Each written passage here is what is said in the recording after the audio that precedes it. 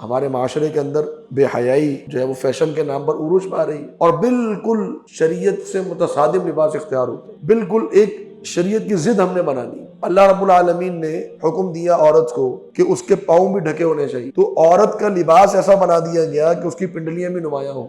और मर्द के लिए हुक्म ये है कि मर्द की पिंडली नजर आनी चाहिए, उसके जो है वो टखने कम से कम खुले होने चाहिए। अब हमारे यहाँ लिबास मर्द का जो टखनों से ऊपर हो वो मायू बन गया, यानी बिल्कुल शरीयत के मुतसादिम हमने चलना है। चले अगर बनाना ही था फैशन तो औरत का फैशन ऐसा बना लेते। अब मर्द का पैंट अगर उसकी है और किसी वो ऑफिस में है, किसी यूनिवर्सिटी में है या किसी भी जगह पर है, अगर उसकी पैंट टखनों से ऊपर है लोग अजीब नजरों से देखते हैं, और अगर औरत का लिबास उसके टखनों से नीचे है उसको लोग अजीब नजरों से देखते हैं। तो एक ऐसी माइंडसेट बना दिया गया, जहनियत बना दी गई, और ये बनाने वाला कौन है?